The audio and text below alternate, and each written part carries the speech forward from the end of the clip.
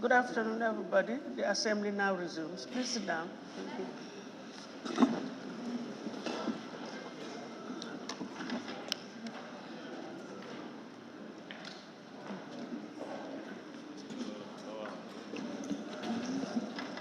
Yes, we can proceed. I hope you all had a good lunch. Information and Communication Amendment Bill 2019 by the Honorable Attorney General and Minister for Justice.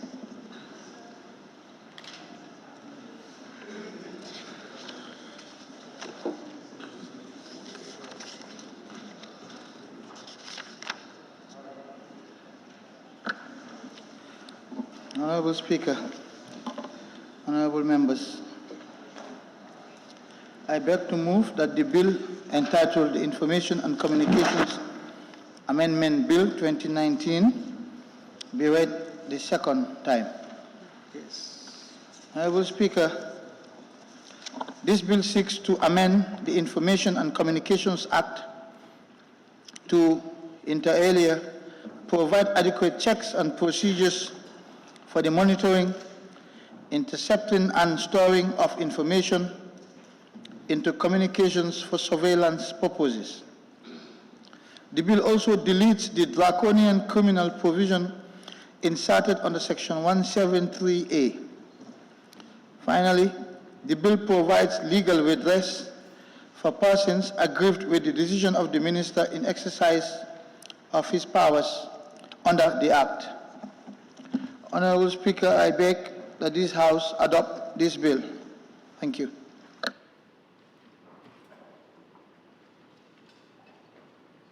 Thank you very much, Honorable Minister. Second, yes. Banjul North. Banjul North, I thought you raised your tag. No, I thought it was contribution time, but anyway,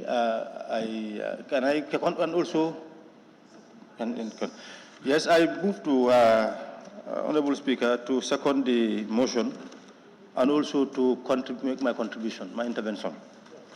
Thank you very much, Honorable Speaker.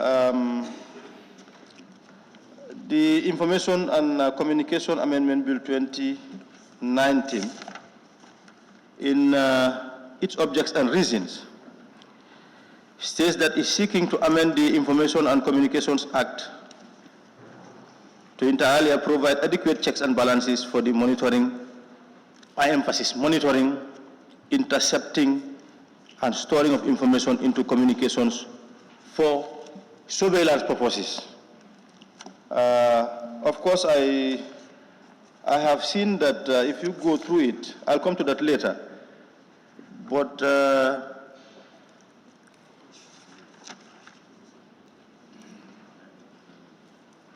what it is really doing, I think, as the object states, is to really monitor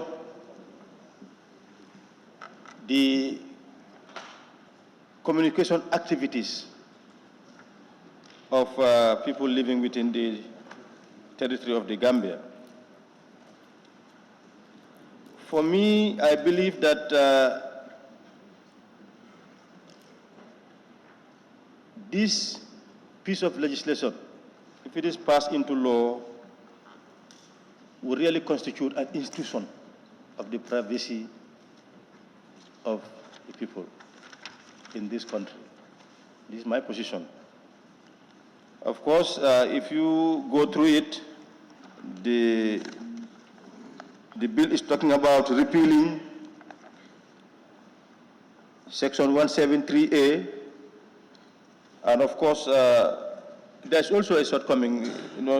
In the bill, we were expecting extracts so that it will guide members to know.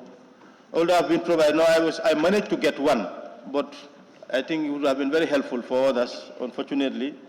But it helps to guide them if there was this extract that the bill is seeking to repeal part of the act, and then for members to know what part of the act is affected.